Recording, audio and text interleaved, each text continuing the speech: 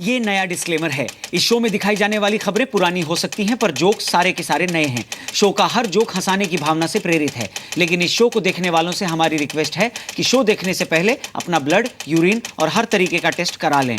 हम नहीं चाहते कि शो में हंसते हंसते अगर आप बेहोश हो जाएं तो आपके घर वाले हमको दोष दें। शो के दौरान आप ताली बजाने के बहाने मच्छर भी मार सकते हैं और मच्छर मारने के बहाने ताली भी बजा सकते हैं। बाकी अगर शो के दौरान आपको अंदर से कोई सुझाव देने का बहुत ज्यादा मन करे तो प्लीज, मैंने 100 बार कहा है, एक बार फिर कहूंगा कि उस सुझाव को अपने पास ही रखें। हमें ज्ञान न दें, हम बहुत ज्ञानी हैं।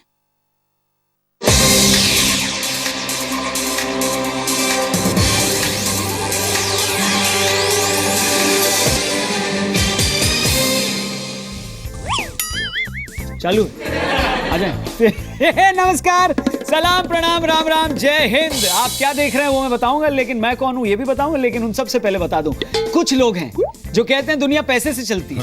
क्या आप भी उनमें से हैं? कुछ लोग हैं जो कहते हैं दुनिया मतलब से चलती है। क्या आप उनमें से हैं? बाकी कहते हैं दुनिया किस्मत से चलती है, और जो थोड़े बहुत बचे वो कहते हैं दुनिया बिजली से चलती है। लेकिन ये सारे झूठ कहते हैं। मेरे हिसाब से दुनिया उंगली से चलती है। कैसे, मैं बताता हूँ आपको। आपके हाथ में जो रिमोट है उसमें उंगली से ही बटन दबाकर आपने फन की बात लगा लिया। मेरे यानी रौनक के साथ देख रहे हैं। चम्मच के जमाने में भी लोग घी निकालने के लिए टेढ़ी उंगली पर ज्यादा भरोसा करते हैं। शरीर में कहीं फोड़ा हो जाए तो डॉक्टर साहब भी उंगली से दबाकर चेक करते हैं कि फोड़ा पक गया है या नहीं। यहाँ तक कि भगवान की इस उंगली पर चक्र चलता था जिससे पापी राक्षस लोग डरते थे। क्यों भाई? एक और उंगली है, पहलवान उंगली यानी अंगूठा। ये ना हो तो आपका मोबाइल डब्बा है, चाहे वो टच स्क्रीन वाला मोबाइल हो या फिर प्राचीन काल का कीपैड वाला। यहाँ तक कि उंगली पर ही स्याही लगाकर हम और आप सरकार भी बनाते हैं। और इसी उंगली की वजह से केजरीवाल जी ईवीएम को गरियाते हैं। कैसे? कोई भी बटन दबाओ, बीजेपी को वोट जा रहा था। तो अगर अब भी आपने रिमोट पर उंगली रखी है तो प्लीज उस उंगली को हटा लीजिए, क्योंकि फन की बात शुरू हो चुका है। यस, फैंटास्टिक 5 दिखाता हूं आपको, यानी शो के हाइलाइट्स क्या हैं।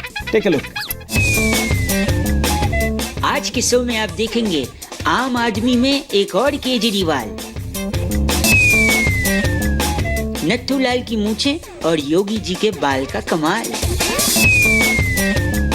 सिग्नल से नहीं, अब सेल्फी से रुकेगी ट्रेन। दारूबाज दूल्हे की दुल्हन बनी बैट वुमन। और लो बात स्मृति ईरानी जी के साथ। सुनिएगा जरूर, आई मीन देखिएगा जरूर। मैं बउआ बोल रहा हूँ। ओके बॉस, आइए आपको ABCD सिखाता हूँ। A फॉर एप्पल, नहीं सॉरी, आम आदमी पार्टी। B फॉर बउआ, मैं बउआ बोल रहा हूँ। वैसे A फॉर एक्चुअली आम आदमी पार्टी, और आम आदमी पार्टी में फिर से एक बार केजरीवाल हो रहे हैं। केजरीवाल आई मीन बवाल हो रहे हैं। एक ही बार। वैसे उठापटक हो रही है। इसी मौके पर एक शेर मैं अर्ज करना चाहूंगा, गौर फरमाइएगा कि इस कद्र वाकिफ है मेरी जबान मेरे जज्बात से। इस कद्र वाकिफ है मेरी जबान मेरे जज्बात से कि बवाल भी कहता हूं तो केजरीवाल निकल जाता है। Thank you. लेकिन बवाल तो होते ही रहते हैं। इस बहाने एक चीज साबित हो गई कि सर जी की पार्टी में ईमानदार लोग हैं। कैसे? भैया, मेरी मम्मी कहती थी कि लुटेरों में झगड़ा लूट के समय नहीं होता, लूट के माल के बंटवारे के समय होता। लेकिन सर जी की पार्टी में झगड़े तब हो रहे हैं जब ये लोग सक्सेसफुल नहीं हुए बल्कि हार चुके हैं। इसका मतलब सीधा है कि ये लोग ईमानदार हैं और सही पॉइंट पे झगड़ा कर रहे हैं। वैसे सर जी की पार्टी में आप झगड़ों का पैटर्न देखिए तो वो भी एकदम आम आदमी टाइप। यानी मनीष सिसोदिया जी ने अन्ना के खिलाफ लिखा कुछ रीट्वीट किया और बाद में कह दिया कि मेरा अकाउंट हैक हो गया है। मनीष सर, आप मेरे को बहुत अच्छे लगते हो। आप शिक्षा मंत्री भी हो, तो क्या बहाने भी बच्चों वाले मारोगे क्या? कि मैम मैंने होमवर्क किया था लेकिन कॉपी घर पे छूट गई। क्या लगता है आपको? क्या लगता है हम गधे? मनीष जी, इतनी समझ तो सबके पास है कि वो ट्विटर है, ईवीएम नहीं है कि जिसमें कोई भी बटन दबाओ और वैसे ही आप ही लोग कहते थे, मैं थोड़ी। वैसे इसी झगड़े के समय केजरीवाल सर ने जनता से माफी भी मांग ली ट्विटर पे। अब ये समझ नहीं आ रहा है कि उन्होंने माफी किस बात की मांगी है। एमसीडी में चुनाव हारने के लिए मांगी है, ईवीएम वाले बहाने के लिए मांगी है, या फिर दिल्ली का सीएम बनने के लिए माफी मांगी, या फिर हो सकता है इस गाने के लिए माफी मांगी हो। ये गाना देखिए। हो गई है पीर पर्वत सी पिघलनी चाहिए। क्या पिक्चर क्वालिटी खराब है? अबे जा, साउंड क्वालिटी उससे भी ज्यादा खराब है। खैर सर जी कुमार विश्वास से भी नाराज चल रहे हैं, ऐसी खबरें उड़ी थी। कुछ लोग कह रहे हैं कुमार विश्वास हो सकता है बीजेपी में चले जाएं। देख लीजिए केजरीवाल जी, ईवीएम में गड़बड़ी हो ना हो, आपकी पार्टी में गड़बड़ी जरूर है। जिस तरह बटन दबाते ही वोट बीजेपी में जाता है, उसी तरह जिस भी नेता को आप दबाओगे वो हो सकता है बीजेपी में चला जाए।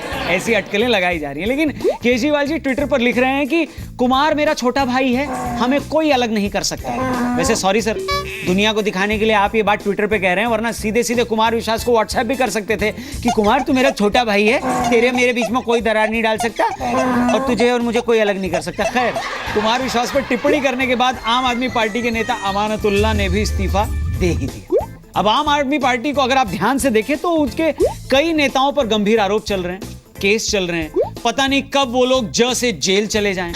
कई नेता आपस में ही लड़ भिड़ रहे हैं क्योंकि उनको एक दूसरे से ज से जलन है। इलेक्शन में कई नेताओं की ज से जमानत भी जब्त हो गई है और जल्द ही इस पार्टी में कुछ ठीक नहीं हुआ तो पार्टी में सिर्फ दो ही लोग बचेंगे, अरविंद और केजरीवाल। और एक दिन खबर आएगी कि दिल्ली के मुख्य और मंत्री का आपस में ही झगड़ा हो गया और पार्टी दो खेमों में बट गई है।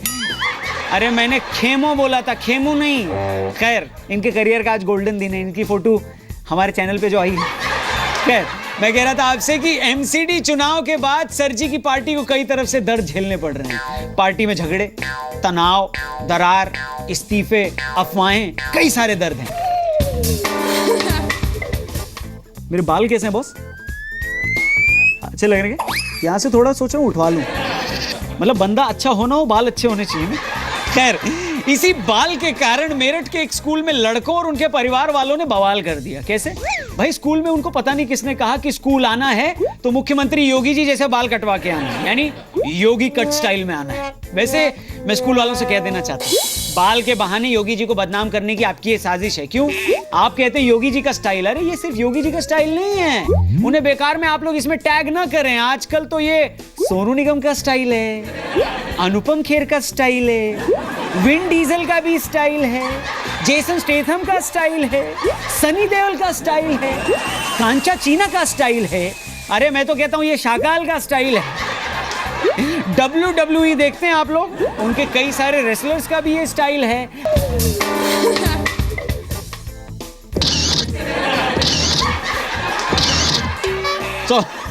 सॉरी, अब सेल्फी ले ली तो सेल्फी से जुड़ी एक बात भी आपको बता देता हूं। एक जमाना हुआ करता जब ऐसे मोबाइल पे मुंह बना के सेल्फी नहीं ली जाती थी, सेल्फी ऐसे ली जाती थी। देखिए ध्यान से इस तस्वीर को देखिए, राजेश खन्ना जी के हाथ के नीचे वो जो लोहे की रॉड है वो रॉड नहीं है बल्कि धरती की पहली सेल्फी स्टिक है। इमेजिन करके देखिए, वही लगेगी आपको। वैसे सालों बाद ये तरीका बदल गया। फिर मॉल में लोग कपड़ों के साथ सेल्फी लेने लगे, उन्हीं कपड़ों के साथ जो कभी खरीदते नहीं थे, बस ट्रायल रूम में पहन लेते थे ऐसे। फिर बत्तख की तरह मुंह बनाकर सेल्फी लेने की शुरुआत हुई ऐसे। फिर लोगों ने दोस्तों के साथ सेल्फी लेनी शुरू की ऐसे। फिर लोग नई नई जगह जाकर सेल्फी लेने लगे, ये देखिए। फिर इस फील्ड में कुछ महान लोग आए, जैसे ये भाई, और एक भाई साहब ने तो हद कर दी जिन्होंने अपनी दादाजी की मौत पर भी सेल्फी ले ली। भाई साहब, ऐसे ही एक महान लड़के ने पिछले दिनों एक ऐसा करतब दिखाया कि आप पगला जाओगे सुन के। उसने लाल कपड़ा दिखाकर सियालदह से चलकर नई दिल्ली जाने वाली 12313 राजधानी एक्सप्रेस, टिंग टिंग टिंग, यात्रीगण ध्यान दिया आपने, 12313 राजधानी एक्सप्रेस उत्तर प्रदेश के एक छोटे स्टेशन पोरा के पास रुकवाई, लाल कपड़ा दिखाकर रुकवाई और फिर उसी ट्रेन के साथ सेल्फी खींची, राजधानी के साथ सेल्फी खींची और भाग गया। तालियां उस लड़के के लिए। वैसे हम तो तालियां बजा रहे हैं, लेकिन ड्राइवर गालियां देते हुए उसके पीछे भागा कि ऐसे कैसे उसने ट्रेन रुकवा के सिर्फ सेल्फी ली और भाग गया। ड्राइवर उसके पीछे भागा तो 35 मिनट तक ट्रेन रुकी रही। कितना अजीब ड्राइवर, इतनी बड़ी गाड़ी यानी ट्रेन लेकर उसके पीछे भाग सकता था लेकिन नहीं भागा। खैर उस लड़के की नॉलेज कितनी तगड़ी थी, उसे पता था कि लाल कपड़ा देखकर बस दो ही जगह रिस्पॉन्स आता है, एक सांड से और दूसरा ट्रेन से। बस एक ही प्रॉब्लम है उस लड़के की लाइफ में कि अब वो सेल्फी तो ले चुका है लेकिन सेल्फी कहीं अपलोड नहीं कर सकता। वो क्यों? बेटा तू करके तो देख, करके तो देख। नोटिफिकेशन की जगह तेरे घर नोटिस ना आई तो नाम बदल दियो। और रेल के साथ साथ तू जेल में भी सेल्फी लेने का तेरा सपना पूरा हो जाएगा और तेरी अगली सेल्फी ऐसे आएगी। देख। थैंक यू, आगे बढ़ते हैं। Thank you.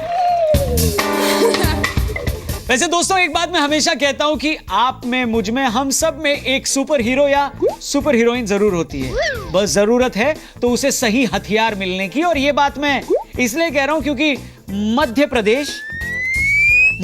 प्रदेश यानी दारू का प्रदेश न बने, इसके लिए मंत्री गोपाल भार्गव ने एक अच्छी शुरुआत की। उन्होंने सामूहिक विवाह में दुल्हन को वो बैट गिफ्ट किए जिससे गांव में पीट पीट कर कपड़े धोए जाते हैं। मतलब शादी होती ही दुल्हन बैट वुमन बन गई। लेकिन एक मिनट रुकिए, ये लकड़ी के हथियार कपड़े धोने के लिए नहीं बल्कि पति परमेश्वर धोने के लिए दिए गए हैं उन्हें। जब भी पति दारू पीकर घर आए तो उस पति के ऊपर चढ़ा वो परमेश्वर उतारने के लिए पत्नियां ये हथियार का इस्तेमाल करेंगी। इससे एक चीज अच्छी होगी कि ससुराल वाले दहेज नहीं मांगेंगे, वो कहेंगे बस बेटी चाहिए, हमें बस बेटी चाहिए, वो बैट सब आप ही रखे, हमें बेटी चाहिए। वैसे बिहार के सीएम साहब को भी इनसे कुछ सीखना चाहिए।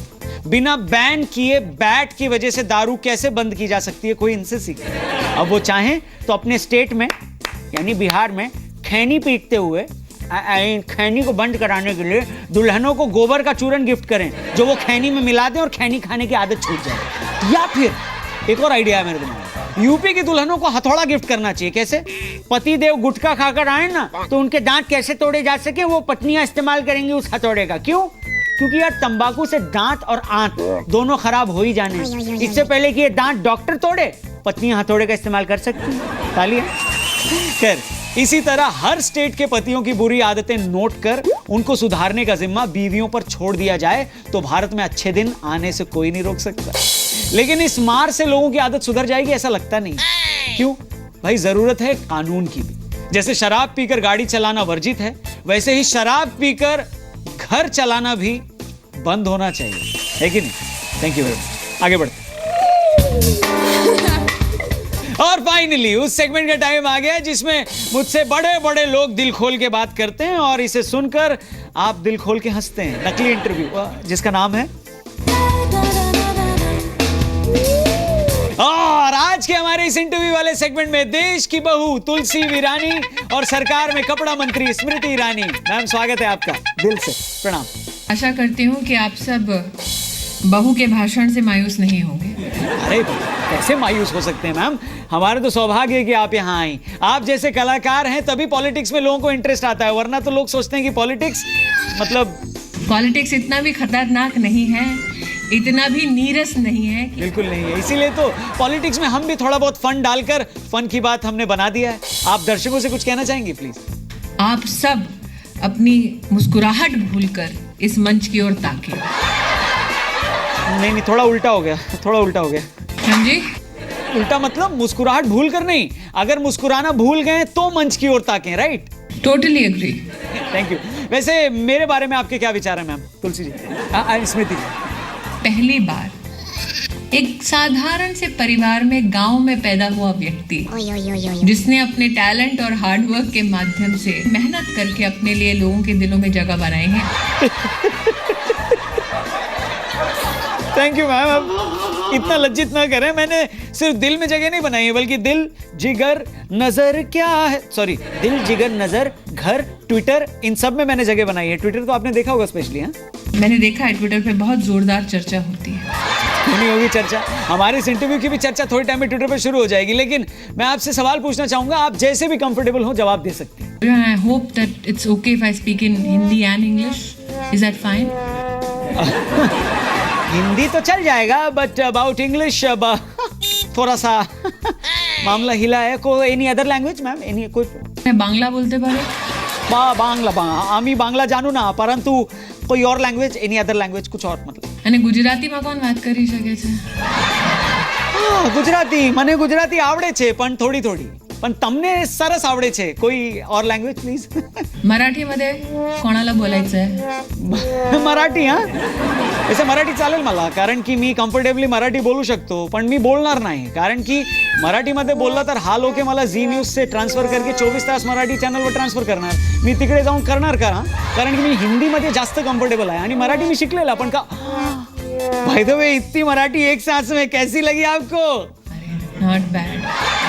Not bad, thank you very much. मैं जानता हूं कि इतनी क्यूट सी मराठी सुनकर बहुत सारे लोग अभी ट्वीट करेंगे, कहेंगे रौनक आपने बहुत अच्छा बोला, कुछ समझ में नहीं आया लेकिन अच्छा बोला। पर जिन जिन लोगों को मराठी समझ में आई, यानी मराठी भाषी जितने लोग देख रहे हैं, उन सभी लोगों को माझा नमस्कार।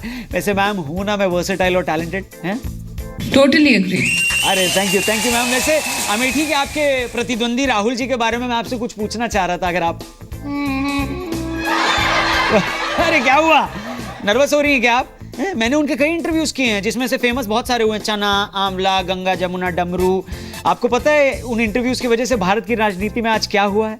और शायद इसी वजह से आज एक भूकंप सा आया है भारत की राजनीति में। अब क्या छोटा मोटा काम मैं भी कर ही लेता हूँ। वैसे मोदी जी इन्हें शहजादा बुलाते हैं, आप जानती हैं? कहेंगे हाँ है वही शहजादे ही है। ऐसा नहीं बोलते मैम, ऐसा नहीं बोलते। आपको क्या लगता है राहुल गांधी कुछ तो ठीक कर रहा होगा? अब कर रहे हैं या नहीं कर रहे हैं ठीक वो खुद उनसे पूछ लेते हैं। राहुल जी बताइए जरा। राहुल जी, मैं गलतियां करता हूं। मैं गलतियां करता हूं। अब देखिए मैं क्या बोलूं, जवाब तो आपको मिल ही गया होगा स्मृति जी।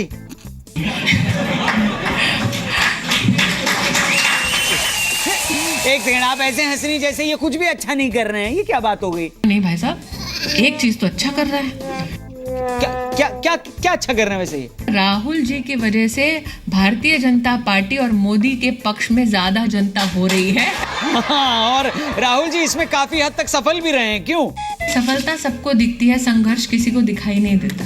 संघर्ष किसी को दिखाई नहीं देता। वैसे इसी सफलता के नाम ये हमारा आखिरी पैगाम, आप इस पंक्ति को पूरी करिएगा स्मृति जी, कि देश की बहू ने आज पते की ऐसी बात कही है।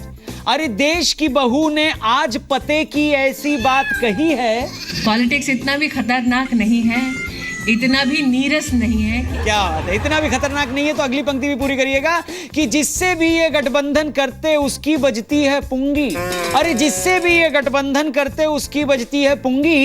मैं कोई कंट्रोवर्शियल स्टेटमेंट यहाँ से नहीं दूंगी।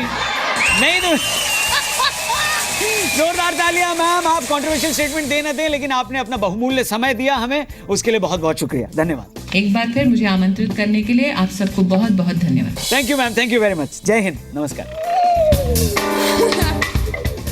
Thank you very much. आज के शो में इतना ही, लेकिन जाने से पहले दोस्तों यही कहूंगा कि लोगों के पास आजकल पैसा तो बहुत है लेकिन टाइम नहीं। तो ज्यादा इंपॉर्टेंट चीज क्या हो गई?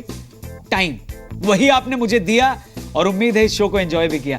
इसके लिए और एक बार हाथ जोड़ के आप सभी लोगों को प्रणाम और धन्यवाद। शो के बारे में कुछ भी कहना है, लिखना है, कोई फीडबैक है तो ये रहा ट्विटर हैंडल, इस पे लिखिए, या मेरी ये इंस्टा की आईडी है। बेधड़क बेझिझक जो पोस्ट करना है करो। कौन सा मैं पढ़ने वाला हूँ? नहीं पढ़ता हूँ मैं, कुछ ही लोगों को रिप्लाई कर पाता हूँ, उसके लिए भी सॉरी बोलूंगा। लेकिन जाने से पहले यही कहूंगा कि जी लो अपनी जिंदगी, जी लो अपनी जिंदगी क्योंकि टाइम थोड़ा ही बच गया है। जी लो अपनी जिंदगी क्योंकि टाइम थोड़ा ही बच गया है। और प्रियंका की ये फोटो देख के